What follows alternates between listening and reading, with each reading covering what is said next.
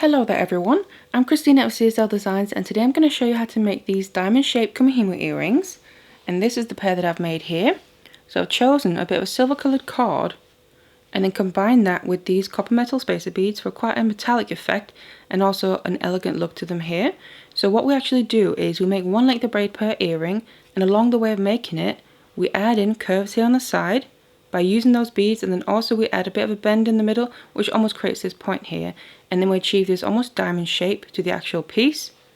And then I finish off the ends with those ribbon ends there that we can then attach to our earring findings so they dangle nicely from the ear as well. So this is what my pair looks like. So then just to mention the size of them here, they measure about 5 centimeters from top to bottom by 4 centimeters from side to side. So obviously that can give you a bit of reference to the sizing of them. So I would love to hear from you in the comment section down below if you like these, and also if you plan to make them and what materials that you plan to make them with. I'm quite curious about what combinations that you might come up with. But otherwise, if you want to learn how to make them, then stay tuned. So it's these materials here that I'm going to be using. First of all, I have my square Kumihimo disc because it is a flat braid structure that we're making. And then the cord that I'm using is this 1mm satin cord in this lovely silver colour. You can use other kinds of cord, just be aware they might give you different results. And then the beads that we need are these 3mm rounds here. Now, specific ones that I'm using are some copper metal spacer beads. You can use other beads, just make sure that regardless which ones you use, that the holes are large enough for your cord to go through. And then to finish off the earrings, I'm using these ribbon ends here where we have these little loops in them, so we can then attach our earring findings to them using the jump rings. The earring findings I'm using are these earring post and butterfly backs, but obviously you can use whatever kind that you prefer. Now if you have a look down in the description box below, you're going to find the material list written out along with links as well. So let's get all the materials ready and let's get started.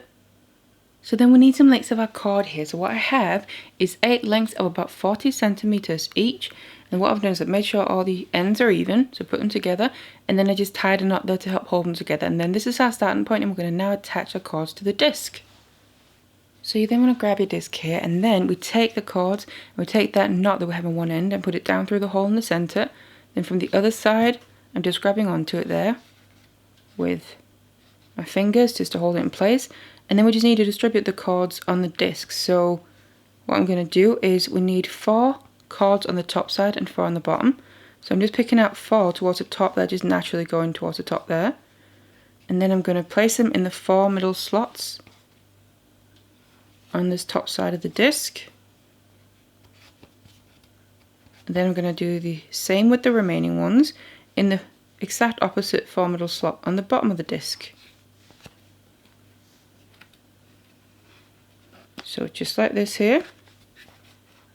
So this is now what the setup looks like. And then we have that knot in the middle and the cord coming out on the back, and that's also where the braid is going to be growing. So now what we need to do is start the actual movements of the braid. And we're going to start making a length of the braid as well, just with the cord here, not adding in any beads. So what we're going to do is, I'm going to start from the top and I'm going to take the furthest left cord. I'm going to release that from the slot, and then I'm going to bring it out towards the right side of the disc. And then just place it into that slot on the side, straight out to that side. Then I just swap hands here. And I keep hold of the cords underneath to help kind of pull it down through the disc. You can also use a weight. I just like to hold on to it like this. So I always have my braid kind of pulled down a little bit, keeping it taut. Now we need to start moving all the cords on the bottom and the top of the disc here. So I start from the bottom because we have the empty slot on the top, so we need to move the furthest left slot on the bottom to the opposite side and put it into that empty slot there. Then I take the next cord towards the right on the top side here, now bring that down and put it into the empty slot on the bottom that was just freed up from the previous movement. Then take the very next one on the bottom there, place it into the empty slot on the top, and you just keep moving one slot further to the right, and then bringing that cord to the opposite side into the empty slot that was freed up from the previous movement, all the way until the end here, and there's no more cords to move on the top and the bottom, because now we've moved all of them once. Then we need to bring the side cord back into the braid. So I'm going to release that, and then we need to bring it down here because on the top we have 4 cords and on the bottom we only have 3, so there's that final empty slot on the bottom there, which is where we need to place this into. But before I do that, I always like to kind of bring the cord in my hand, and then I pull at it gently while pushing against the other cords, just to kind of tighten up the braid, and it makes it more even looking as well. and then you place it into the slot on the bottom there, the empty slot, and we now have the cords back in the original setup, so 4 on the top and 4 on the bottom. So then just to show you again here, you just do another round, so what we just did was one full round, and then I take the top left one to start the next round and bring that out to the side, so that's the first movement in a round. And then we just need to move all the bottom and the top ones to the opposite side, starting from the bottom there, because we have the empty slot on the top. Working our way from the left side of the disc, always grabbing the very next cord, and going towards the right until we've used all of them here. And the last one. And then again, finish up this round by bringing the side cord back into the setup, but just like I said before, make sure we just tighten up the braid. It's going to become more obvious doing that as we have a little bit more work done, because right now obviously we're right at the beginning of it. And then that's another round, so you want to do this until you have the length that we need before we start adding now any beads in. So now I kept braiding here, and then it looks like this on the back. So the length that I have is about 3.5 centimeters long. And now what we need to do is start adding in the beads. So I'm just going to start another round in the exact same way. So it's the same technique, except we're just going to add a bead along the way. So I'm going to take the top left cord, exact same as before, bring that out to the side. Then I'm going to move the cords to the opposite side here, in the same manner, going all the way across the disc, right until we get to the last one here. And then this is actually the one where I want to add a bead. So before I release it here, I'm then just going to take one of my beads, just one, and then put that onto my cord, and then you just let it drop down as you release the cord. And then what you want to make sure to do is push the bead in to go underneath the cord that's going out to the side. So you just need to tuck it in with your fingers probably, and make sure it gets trapped underneath that cord, so when you bring this one over to the opposite side, the bead stays underneath there, because that way it ends on the side of the braid. But then otherwise take the side cord and then tighten that in the exact same way, and then bring it down, and then just make sure that that bead is sitting there on the side of the braid. So that's now another full round, and then you just added in one bead. So I just want to show you again up close here to see exactly how the bead is going to sit. I'm going to take the top left cord there, bring it to the side because we're starting a new round. Then move all the cords from the bottom and the top to the opposite side into that empty slot until you used all of them, barring the last one. That's the one on the bottom here, because this is the one I now want to add a bead to. So just grab the bead and then put it onto your cord before we move it. So let it drop all the way down as I then release the cord from the slot there. And make sure you push it in to sit underneath the cord that's coming out to the side, so it kind of gets trapped in place there. And then bring it to the top, and then make sure we release the side one and then tighten up the braid. And then it's adding in these beads as well just on this side that helps add kind of a natural curve into the braid. You can start to see it more the more beads you add in. It's going to start curving on the back. So you just want to add 5 beads in total in the same way. So now I added in the 5 beads here, and then if I just slip it to the back, you can really see that curve forming naturally. So obviously the tail of the braid that we've already done is coming more towards the disc, so just hold on to it the best that you can. It's going to change shape like that a couple of times. So now what we need to do is go back to making the braid with just the cord, so not adding any more beads right now. And that is literally the exact same structure. So you take the top left one, bring that to the side. So as you can see, the exact same movements here. Do another round. But we just don't add a bead in on the final cord there, like we just have been doing. So now just bring that up and then tighten it by pushing against the cords there, using the side one, and then bring it down. Now that's another full round, and now what we need is to make 8 full rounds just like this without beads until we then reach that midpoint. So now I made my 8 rounds here, and then it looks a little something like this. So you can really see that curve that we get because of the beads, and then we have the straight braid on either side of it. So this is then 1/2 of the piece. So we reached that midpoint there. So what we now need to do is kind of make a bit of a point, and to do that I'm actually going to flip my disc around. So basically face it upside down. So just like this here. You can just tighten your cords if you need to.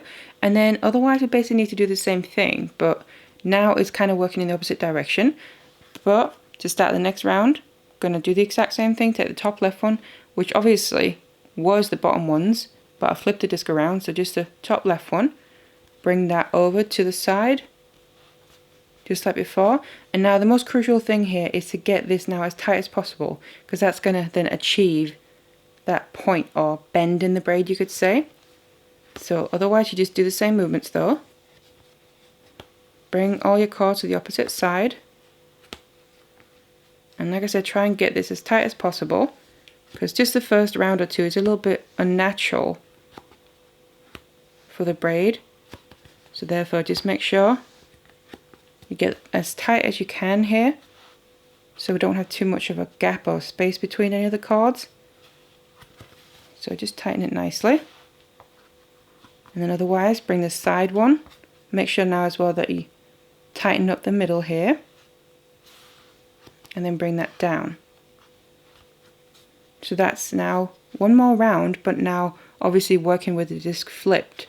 So what we need is the same amount of rounds as we just did on the other side of the bend here, which was 8. So you basically need to make 8 rounds in total here, until we then on this half also need to add in beads as well. So now I made my 8 rounds, then we need to add the beads on this side as well, but because we're working in the opposite direction here, we need to add them in the beginning before we start moving the cords, rather than on the last one down here. So I'm going to take my top left one, just start a new round, just like I would previously, but before actually moving it, I'm going to add a bead onto it. So onto that top left cord, then release it, let the bead drop all the way down, and it's going to sit right there on the outer edge. Now make sure that you kind of push it out as much as possible, and then bring that cord over to the side. Now the bead is going to kind of want to sit on top of the cords there, but just push it as far as it'll go, and then start moving, starting with the bottom one there, the same movements, and then make sure we just push that bead out, and then bring this cord along the inside of it, which then basically traps it on that outer edge. And you can just kind of push it in place however you need to. And then you just want to now do the same movements for the rest of it. Move each cord there to the opposite side.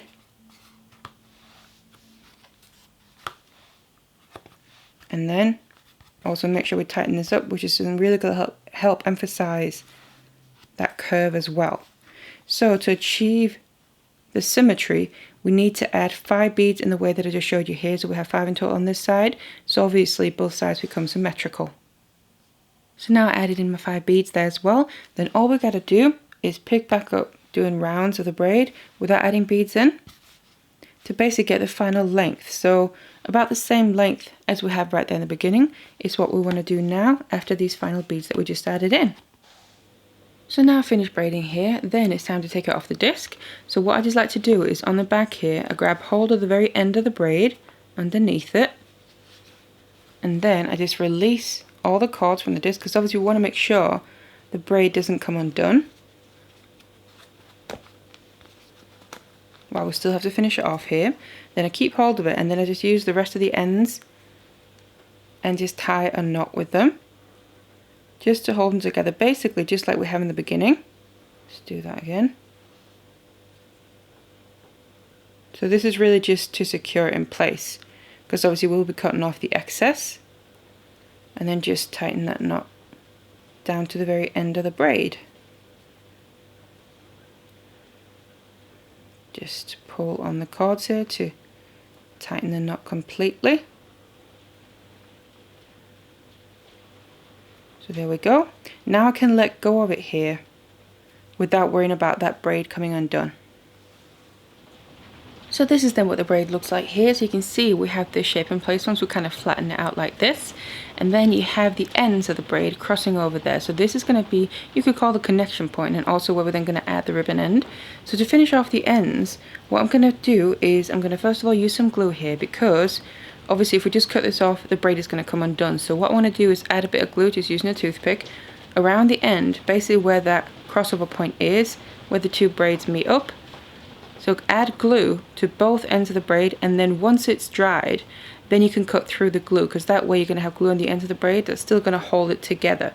So obviously that's going to be that connection point, and then what you can do is literally just use your ribbon end there to attach onto the ends, and then let the glue dry on that as well, and then you have your little loop there where we can attach the earring findings.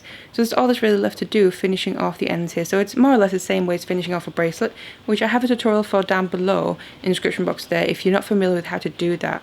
But this is obviously just using the two ends instead, but it's the same basic principle. Then obviously you also want to make your second braid as well and make it to match this one that you've already done. So do that, and then you'll have your finished pair. So I now made both of the earrings here, and then this is my finished pair. So this is what they look like. So we have one full braid going all the way along, where we then add in a curve along the way. On both sides they're using the beads just on one side of the braid, and then also we have that little bend in the braid right there in the middle, almost creating a little bit of a point, which then creates this almost diamond shape with the full braid. And then obviously the beads add in some nice embellishment as well, a bit of a metallic twist to these ones here. Obviously you can use whatever kind of materials that you want to. And then they dangle nicely from the ear. Even though it's a full complete braid, the shape hangs nicely from the earring finding there. So I really hope you enjoyed this tutorial for these earrings, bead Kumihimo earrings. So check out my channel, I have loads of other tutorials, and I also have more tutorials for Kumihimo earrings if you're interested in that. So feel free to check them out. Otherwise, thank you so much for watching this one, and I'll see you in the next one.